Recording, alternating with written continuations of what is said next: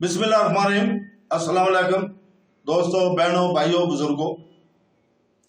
आज हम अब्बासी खिलाफत के 10वें खलीफा जाफर बिन मोहम्मद बिन हारून की स्वाना उम्री, जिसे आमतौर पर इनके रजाई नाम अल-मुतकव्वल अतमफक्कल अल्लाह के नाम से जाना जाता है।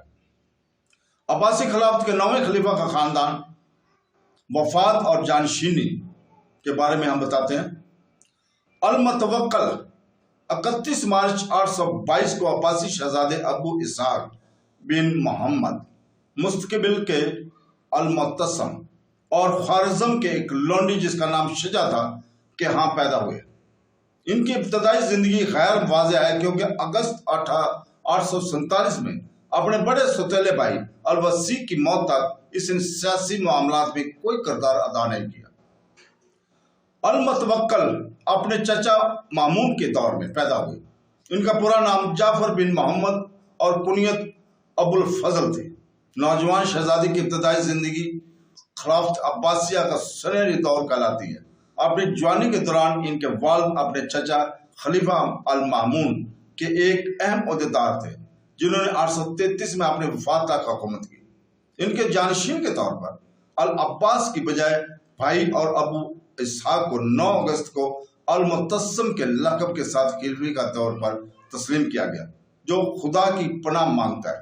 इनके वालिद 833 में खिलाफत के 8वें अब्बासी खलीफा बने थे। इनके वालिद 8 साल तक खिलाफत पर हुकूमत की और इनका जानशीन इनका बड़ा बेटा अल-वसी बना। एक नौजवान शहजादे के तौर पर जाफर का पहला और बड़ा बेटा मोहम्मद मुस्तकबिल अल-मुंतसर 837 में पैदा हुआ था।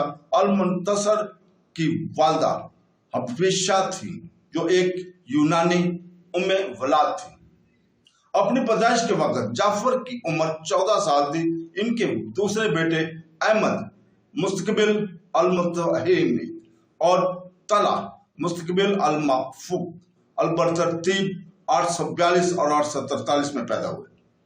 मुस्तकबिल अल-मुतहमीद की वालदा कुफान उम्मे औलाद थी, जिन्हें फतियान कहा जाता है।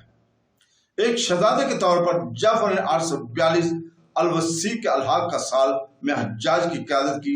अल-वसी की वालदा करतस इनके साथ हज करने का इरादा रखती थी, लेकिन इनका इंतकाल हो गया।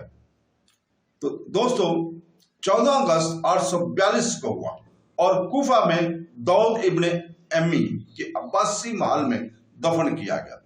जाफर अपने भाई के दौर में एक दरबारी रहा। तो दोस्तों, कल हम इंशाअल्लाह ताला इसी वक्त मुतवक्कल अब्बासी खिलाफत के खलीफा कैसे बने। तो दोस्तों, अल्लाह हाफ़िज़।